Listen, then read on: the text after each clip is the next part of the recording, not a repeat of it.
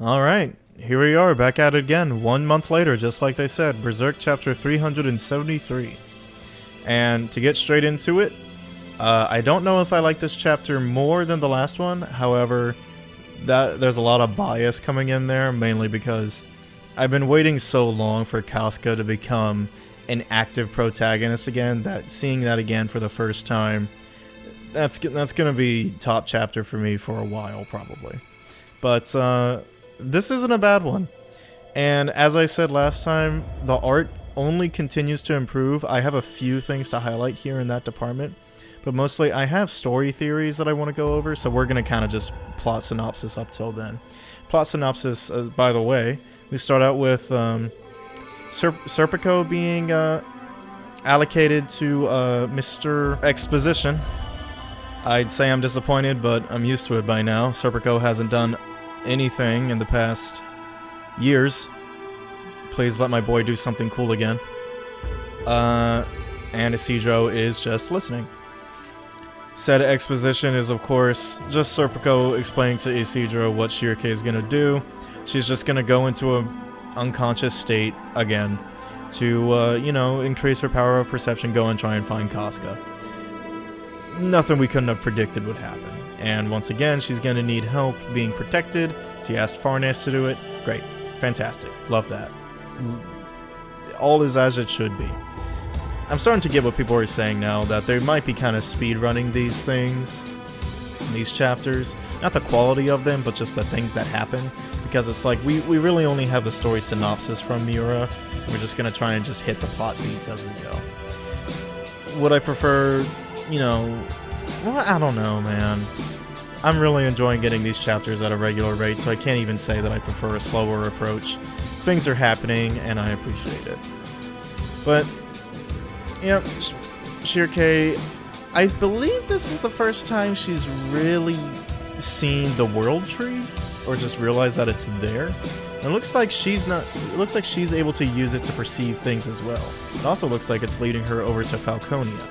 Maybe. It's leading to her a specific spot. Is it said what it is? No. Is it probably Falconia? Yeah, probably. Because what else would it be? But we cut back to Guts.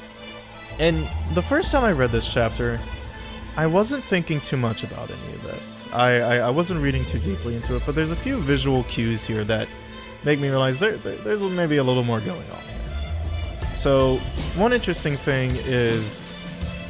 the Beast of Darkness appears. It appears in full form, which that doesn't happen too often. But not only does it appear in full form, there's a couple extra details here about it. It's on top of the Dragon Slayer. Now, is it kind of being the Dragon Slayer? Is it representing the Dragon Slayer? Or is it holding it down? Is it weighing it down? As well, and this is a first, I believe. If I'm wrong, please let me know, but I believe this is a first. He's unchained. The Beast of Darkness is always chained up, because Guts is keeping him chained up. But there are no chains anymore. They're broken. That's scary, to be perfectly honest. And of course, the usual goading, digging in deep all the time. The Beast of Darkness. It you know, it goes full Virgil. Says, "You want it, don't you?" And Guts starts getting up, reaches for the sword, clasps it, gritting his teeth, and he lifts it up. It appears the Beast just freaks out, or him. This panel is just scribbles. And we see two shots. And this is the art part I want to point out. When Mori was first trying to draw Guts barking out, it didn't look great. It looked okay, and I wouldn't even think anything of it, or like think it's bad if it was in any other manga. But like, we all know, Miura drawing Guts barking out was unmatched, and it remains unmatched, to be fair. But this is a much closer step to that, you know? This is fine. I can accept this, you know? But then, really cool callback shot. And this is... I don't know if this is supposed to be flashback or symbolism. Or just Guts having a panic attack. But Griffith hits the same pose on top of Guts' sword that he did back in the beginning of the Golden Age, weighing it down, preventing him from lifting it. And Guts, literally so disgusted at the thought that Griffith pulled off a weave, vomits his guts out, haha, and collapses again. Well, the Beast of Darkness, once again. You cannot deny me. That brand limits you. You cannot deny me. That flesh restrains you. Your flesh, your blood, the creaking of your bones, your pain, even your soul. Yield them to me, your all, if you do.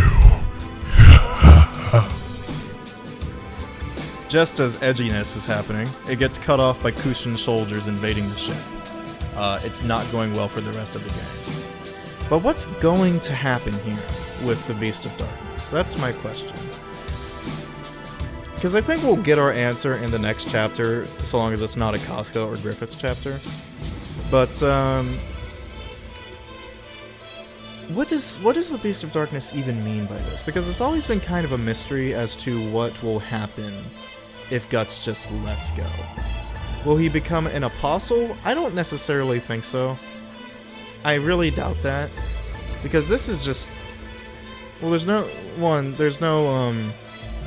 Behelit involved, I think. I don't really... I think he still has it on him, actually, so maybe, but...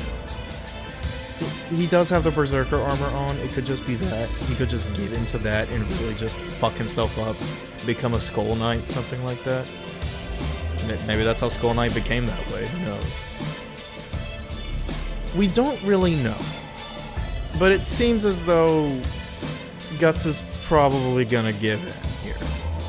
He might surprise us and not do it. But this is his lowest point, probably. I mean, he's been in a lot of low points, but I don't think he's ever felt this hopeless before. He could also just go full Black Swordsman again. You know, just fuck everyone, I'm gonna be edgy and stupid. It's unknown what could happen, and I am definitely interested to find out what will happen. It's him mentioning the brand, and Griffith weighing down the sword symbolically, right? It's all so very interesting to me. I really don't know what this means, what the Beast of Darkness means by that. I like to think Guts is gonna do some soul searching, right?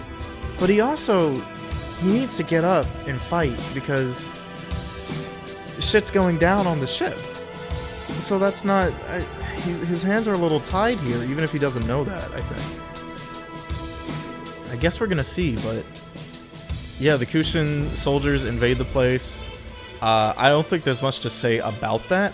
No, there really isn't. And so we see Guts just collapsed again. Very funny looking.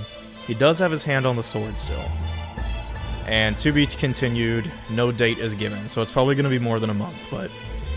Y'all know me, I'm gonna be there.